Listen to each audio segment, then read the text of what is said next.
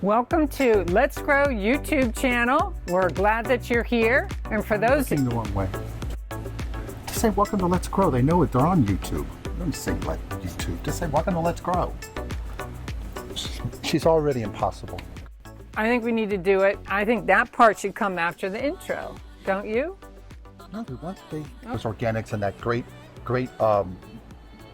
mycorrhizal. Yes, thank you. That provides nutrients. Welcome to Let's Grow. We're glad that you're here. For those of you that are joining us again, thank you for coming back. And for those of you that are new to our channel, welcome. Thank you for coming. Yes. I'm here with my brother Michael and my daughter Stephanie. Hello. And we're going to be talking about this beauty here called the zigzag plant. Yes.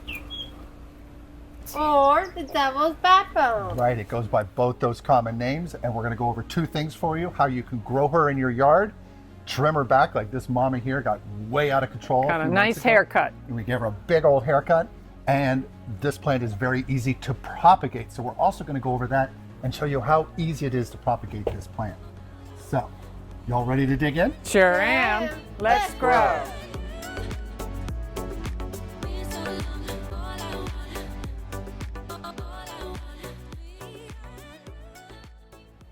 All right, let's first talk about the plant's botanical name. This wonderful plant goes by the botanical name Euphorbia tithymaloides. She also goes by the botanical name Pedilanthus tithymaloides variegata, and they're interchangeable. I think there's some things that the botanists are doing to go back and forth on it, so it's commonly known as that in the botanical world. But as we said in the intro, it goes by the name zigzag or devil's backbone, and we'll show you a really cool feature about this plant up close now. It has this zigzaggy shape, which gets the common name, and it typically grows like that, which is so cool. Love that about this plant. Super tough, can grow her inside. We've done a video on that. You can check to our channel. It makes a wonderful house plant, but also a great plant in the garden. If you live in zones 10B or 11, this plant will do very well. And in your yard space, you can easily grow her in a pot like we have here, or you can have her in your yard, and we'll go into plant care in a second, but you want to make sure that's a well-drained mix, and the plant will get to about 5 feet easily. I got to give props to a shout out to my friend Adrian, because she had, oh God, this is going back like 7 years now. I don't know how many years back. She had a Christmas party, and we went over there, and she had this variegated one growing in her front yard next to her mailbox. And I came out and I snipped some on the way to the hotel where I was staying nearby, and I used that to propagate and make all of these babies here. Or we did this to make all of these plants here. So thank you, Adrian. Anyways, now that we talked about the basic, characteristics of the plant, it has a zigzaggy shape. It has these wonderful, one more thing, has these wonderful light variegation to her that is so pretty if you put her in more of a sunny location. In a shady area, she'll have a softer variegation, but she also gets these red tips or red tinges to the edges. It's so adorable. So now that we did that, we're gonna rotate over and talk to you about plant care. So let's go on to that step. First up, we'll talk about lighting. This is such an easy growing plant. You can do from low light to high light outside. Yep. Now, as Michael had mentioned earlier, if the brighter the sun, the more open area it has to get the sun, it's going to give the variation to a higher degree. Yes. And, though it will still do well, and you'll have a beautiful plant in the lower level lighting. Yes. It's Makes it very versatile. very versatile plant in that regard. Just super tough in that it can be adaptable, and that's what I love about this plant. It's really cool in that way. And another thing about this plant is that it doesn't need a lot of watering, does it, Steph? Typically, you want to water every 14 days or 2 weeks. Yep. And you want to test the soil to make sure that it's not still damp. Because say you have you don't have an automatic irrigation system and you're watering by hand, but it rained a couple days before and you didn't know about it. You want to test the soil and make sure it's not too wet, because that can be an issue for the plant. Now let's talk about soil, Amy. All right. The soil is 6 parts potting soil mix, 3 parts worm casting, Yes. and 1 part perlite because it likes a well-drained mix. Yes, and the potting mix, you want a real premium brand if you can get your hands on it. We like Miracle Grow, but there's others out there, and that perlite will help really allow for good drainage, and the worm castings helps add those organics and that great Nutrients? mycorrhizal. Yes, thank you. That provides nutrients, but it also provides beneficial bacterial and fungus into the soil that these plants use to help uptake nutrients and do better. So that's why we like to have that mix in it, and the plant responds very well to that. Next, we're going to talk about fertilizer. It's not typically needed to have fertilizer, but if you decide to use it, you should use a 20-20-20 granular. Yes, and you want to use that as a slow release granular if you can. That would be great, but you do not, like Stephanie says, you don't have to necessarily add fertilizer. This plant's going to do well just growing in your yard by itself. Or with friends. Yeah, we have her planted with other plants. So now that we talked about that, what else have we got to talk about? We talked about pests. Is that on me? That's Yeah, on that's you. good. I got to always talk about the pests. So pests. You're so good at it. This plant really doesn't have many, which is great because it's so tough, and plants just don't tend to go after this plant, which is great, which makes it a very low maintenance plant. But you could get spider mites, you could get aphids and scale, but it is not that common. So you can use a neem oil to take care of that, or insecticidal soap. Another thing I want to mention is we're all wearing gloves. It's important to do that when you're dealing with, especially when you're propagating this plant, or say you're testing the soil. This plant produces a sap, a white sap, when you trim the branches, and that can irritate some people. So you do need to be aware of that, and that's probably one of the things that can be an issue for people with sensitive skin. So just be aware of that. Wear gloves when you're doing any of the pruning. And now that we're speaking about that, what we'd like to do is show you what we did on propagation. We're going to go into the propagation and trimming Mama up here to bring her into a more manageable shape that you see before you. And she's starting to get these wonderful pink tips because the sun, it's hitting her in the right spots now, and she's getting this wonderful red tip. So in a couple more weeks or a couple more months, she's going to get even fuller and look even more spectacular. Yes. Just such a cool plant, and it's such a great conversation piece too. That's another thing I want to mention. Really interesting plant, and they're so different if you have them growing in shade or sun. You get this light green variegation, or there's very pronounced white and green variegation. Wonderful, just so cool. So what we'll do is we're going to cut back and go back in time to where we trimmed her, and then we'll show you the propagation process, and we'll walk you through what we did to get all of these wonderful roots, just chock-a-block full of roots. And they're very, very easy to propagate. You can propagate in water or in soil. Yes. And we did that. We did we'll show a you variety in the video. of different ways. Yep. Yep. Or vermiculite. And Absolutely. they all took. All of them. All Yeah, of them. They're So it's a very, very hardy super plant. easy plant to do this, and you can make gifts and give these out to, so many of these we've got, and you can just keep trimming these and let them fill out some more.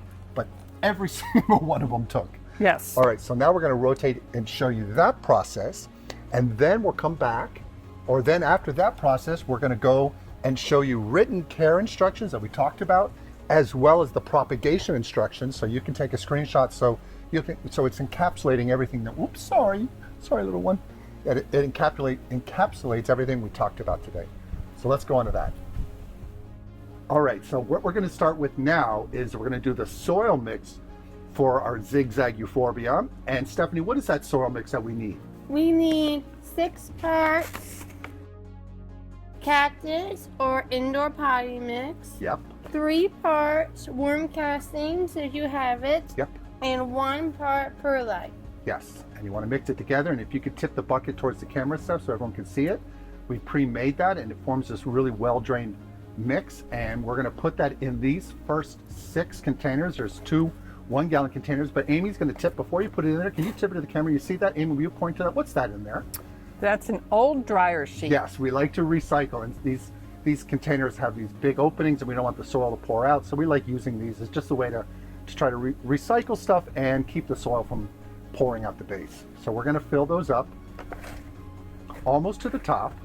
Yep. Leave And they're about gonna- an inch and a half. Yes, an from inch the and a top. half. And we have such a big zigzag euphorbia that we want to take a lot of the cuttings and fill up these 6 in soil, or try that method in soil. This plant is notoriously easy to propagate, and Is that good? we have, there it is. Amy, you can do a little fist bump to tamp it down a little bit. And Steph, if you could add a little more in there, we want to go a little more. Yeah, nice big heaping. All right, all of that. There we go. Now if you could do the next one, if you could hang that, we'll push it forward. There we go. Thank you. Okay, we're almost there. Just a few more. We'll speed this up so you guys don't have to sit there and watch all this. The methods we're going to be trying today is we're going to do the soil propagation, which I have done many times and it works very well with this plant. And we're also going to do a perlite propagation and a vermiculite propagation, as well as propagating in water. Okay, now we're on to the perlite method. Again, we have the dryer sheets. They use dryer sheets, and Amy's going to fill this one almost to the top with the perlite. You see that? It's got nice big chunky perlite there. Keep going, keep going. There we go, good. You guys gotta be careful. This is dusty. Woo! And this one's super easy. And this will be our medium for it to root in using the perlite as a method. And there's also vermiculite. And we're gonna try that method as well. All the way. Okay. A little more. A little more. Oh, tamp it down a little more. Yeah, you're good. And then tip that towards the camera, please. Wonderful. Now, if you take both of those down to 2 bags, Amy, we're going to put them behind you on the ground. Mike, can you explain the difference between vermiculite and perlite? Yeah, vermiculite it's got more organics. It's better for seedlings, so and it'll hold more moisture. Perlite is inactive and it's just good for drainage, but it also helps plants that tend to be more like a succulent type of plant. And both of these people have been able to propagate the zigzag Euphorbia in it easily, but that's the main difference between the two. This is more of a seed starter that holds a lot more moisture than the perlite.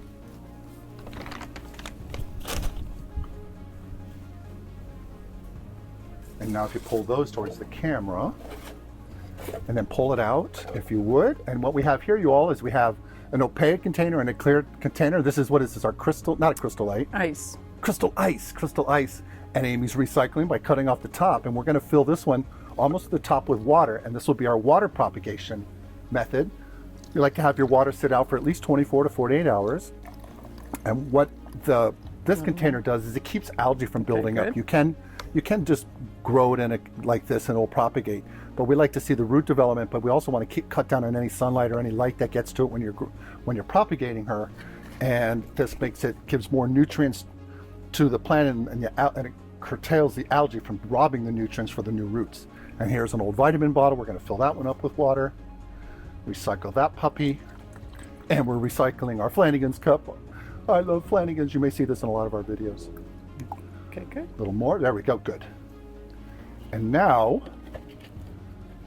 we have 1, 2, 3, 4 different methods we're going to show you on propagating this plant. And before we go, I just want to show you this, which is great. We have this beautiful Dracaena that I got for Amy like 8 months ago or so. And we had a zigzag that I had at our balcony at our home in Miami. And I basically just stuck it in her planter here in the soil. Just stuck her in there. And literally, look, you guys, she's growing. Do you see on your side? You see, Amy, right there? Yeah. New growth. This plant is so tough. And so we feel very confident that they'll do very well. But I know for a fact that the soil method is a surefire. So what we're going to do now is we're going to go and get the plant and the cuttings. It's a mambo jumbo. Right. And then we'll come back and put them into different mediums. So let's go on to that step. And first things first, we want to spray our hands and our cutting utensils with alcohol. There we go, that's good, thank you. And now, you want to spray these guys so you don't move any pathogens into your host plant. Here's this big old kid that we have. We're going to trim back a lot of these, and some of these have actually gone into the ground and rooted. So, Amy, I'm going to point to some, and you could help us trim some of these out. No, on that side's good over where you are, Amy, if you can on this side. And if you could trim these guys down here all the way to here. So you see how thick this is? We want you to go around. Stephanie, you could come on this side if you could trim the ones there. Do you think this is Yeah, good? that's good. Okay. We're going to do another set of trimming. We got so much to work with. We just want to cut back some of her, and we'll be using these for cutting. So just hand those to me. Thank you. This one. And here's the sap that we're going to show you. Yeah, keep going deep. There you go. The big one. Below that. Below that, Amy. Oh, okay. Yeah, a little higher up. Nope. Right There. here. There you go, Steph. See this milky sap here, you guys? This is the stuff you want to make sure you don't put on your hands. Oh yeah, Amy's got some more. You can see that sap. Some people are sensitive to that. Thank you. And just keep doing that what you're doing, going around. We want several feet off of the mama plant, so we want to take that big head out. Right here? Yes. Yeah, she's just gotten so big. She's big. She's a big girl. All right, now we have all the cuttings, and we're going to first start with the water propagation method. And Stephanie's going to cut off some of these leaves. You don't need them for the propagation. We're going to cut off like the lower 4 or lower 5. You want to have several inches. And once she does this last one there, right, we're going to just pop it in the water that we poured earlier. And then in a little while she'll root. So what we'll do now is we're going to speed this up a little bit. This is the process. And Stephanie is going to do, I think we have like 8 cuttings from Mama that we did, and we're just going to trim those off and fill up this, and then we'll come back and we'll start the other one in the vermiculite and show you how that's done. There you go. Look at that, you all. Doesn't that look pretty already? Whoa. Yeah, it looks So like nice. a centerpiece. It does. I was just saying you can use it as a centerpiece. Well, you can actually bring this inside or put on a patio. You don't want to put this. Ours is growing in partial sun, but this plant can grow in sun or shade. But she does better in full sun. She'll get more of the variegation. But you want to set this in the shade so you don't put the plant through stress. So now that we have those water propagation ones done, we're going to set these over here, and I'm just going to show you some of the roots from Mama that have already grown into the soil up close. Look at that. She's just raring to go. So we're going to do this one separately, but this one can just be potted in soil, and you have a new plant. You can give it as a gift, or you can put it in your yard. You do want to use the potting mix that we're recommending. But now we're going to bring you back and do the vermiculite process, where we're going to trim off some of those lower leaves again. And again, I want to remind you to make sure you wear gloves, because the leaves, when you trim them, they're also going to have sap. Amy's doesn't have any leaves on that piece. That segment doesn't need to. But Amy, if you could add a little bit of water, let me hand that to you first, because you want the vermiculite to hold a little bit of water so it's not too loose, because the plants can wobble a little bit. It may come out the base. That's good. That's really good. And you just want to put down a few inches, Steph. Boom. There you go. And we like to do it around the sides of the pot initially, because that will give it some support, because there's no roots, and the plant needs that to help stabilize. So you don't want to have this, if you're keeping her outside in the shade, you don't want it in a windy area, because it can knock these over, and they struggle a little bit to root. But this plant is not picky. She's Can I do one more and do this? Sure. one too? yeah, that's perfect. Very good. Up against the wall. Bingo. And you have another one you can do? Oh, you could trim this one. Here we have one that we want to trim and make 2 out of. If you can bring it closer to the camera, Amy. See, we're going to trim here, you all, so that way we can get 2 for 1. Just right here. Here. Yep. Right there. Thank you, Steph. Okay. And that one's ready to go in the vermiculite. A little deeper down. There we go. Just to have. There you go, you all. Look at that. Yeah, And what you could wanna put do that is- in a outer decorative pot, and that'd be beautiful. Yeah, right? Just the way it is. And we'll show you how this grows later on when she roots. Oh, these roots. Okay. You do want to make sure that they don't tip over, so we like to kind of lean them up against the side of the pot like I showed you. So I'm just bringing this up closer to show you. Now we're doing perlite. We are doing the perlite. I almost said vermiculite. Oh, you guys, there's a butterfly. Hope she comes frame. She just came so close.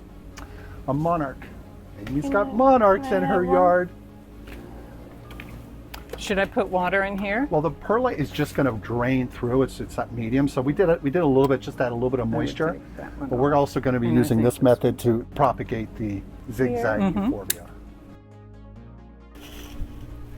And that's our perlite method. Super easy. And now I'm going to move this young lady out of the way. Do we need to water that? We'll do that later because the water will just pour through this. But you do definitely want to add water to this so there's some moisture in there.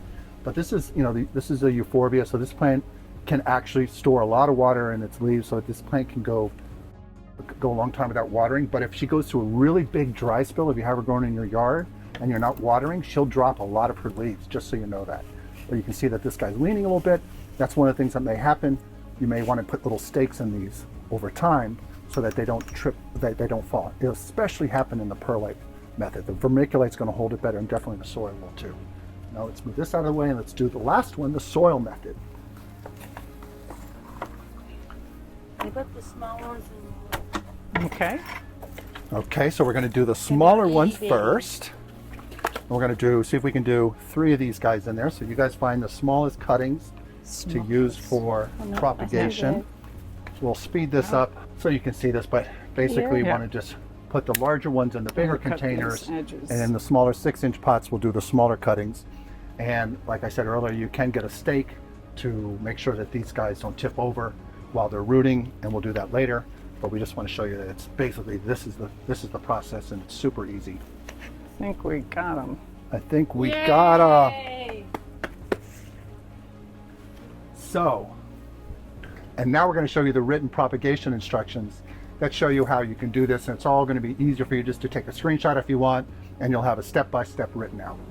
Before we do that, this would be a great way, if you plan ahead, you could have plants and gifts if you have guests over. Yes. It would be a great Christmas gift. Yes. Everybody could go home with Absolutely. a nice thing, because look at how much we have been able to have put in pots to propagate. Yeah, and there's a bunch off screen here that we have as well that we can propagate, but we wanted to show you these methods, and we're going to go on to the written care instructions and the propagation instructions.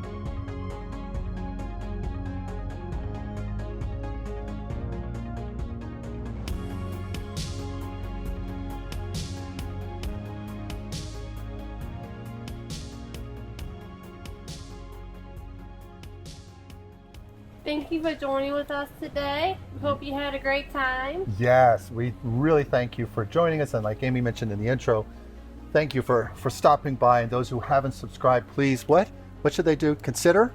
Like and subscribe. Yes, That's please right. like and subscribe. And check out our merch store. Yes, Stephanie and Amy have some merch on here, some of our shirts, and it really helps support the channel. And if you have a comment, leave a comment below. Yes, you can leave it below, or you can leave it on our email, which is letsgroweco@gmail.com. And so, until the next video, Bye.